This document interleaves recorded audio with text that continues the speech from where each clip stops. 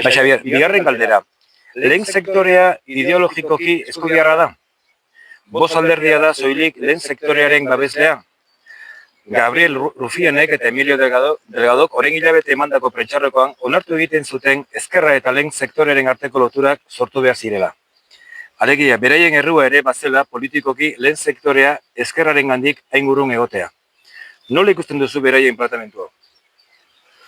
Beharrezkoa, ze askotan, sarri askotan sektorek ezkerreko alderriak oso urrun sentitzen ditu. Azken batean, ez da konservadorea edo ez izan, baizik eta nik uste ezkerreko alderri batzuk, eta batez ere,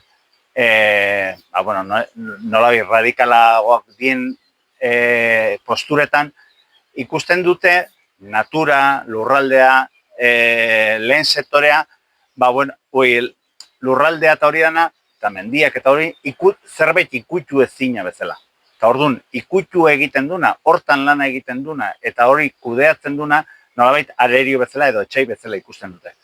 Eta orduan, abia puntue hori balima da, azkenen lehen sektoreako jendeak ikusten duna da, nik eozein gauza egiteko lau permiso eskatu behar baldin maitut, ganadu batetik bestea, leku batetik, saio batetik bestea pasatzeko, eta eozein gauza egiteko ingurumeneko, inpaktoko permisok eskatu behar baldin maitut, eta hori dana, orduan jendeak ikusten du, hori, traba bezala eta etxaile bezala, hori sustatzen eginak, edo?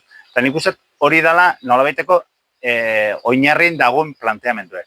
Gero hori diskurso eta relatoa eantzi beharko lieke, baina urte batzuk badie, Fernando Fernández Such Podemosekoa zan, eta Castilla Leonen bizitzan, eta hori, are betik aldarrekatzun, osea, bosek zekela relatoa, baina benetan ezkerrak eskuratu bertzula benetako relato bat, benetako sektoraren alde, ez?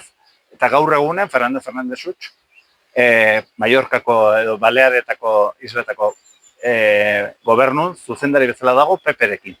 Peperekin? Peperekin. Segintzen.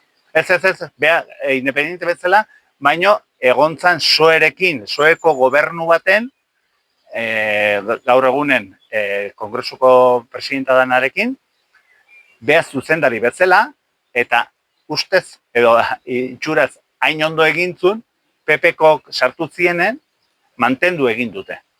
Eta behak dauke oso diskurso orekatue. Ingurumena zaindu bai, baina kudeatu egin behar da. Eta azkenen onartuz, baserritarrek egiten duten lanarekin, erabat implizitoki natura eta lurraldea eta medioa zaintza bat ere egiten dela. Eta hori onartzen ez duten bitarten, ez dute zer eginik. Eskerrik asko, Xabier. Eskerrik asko.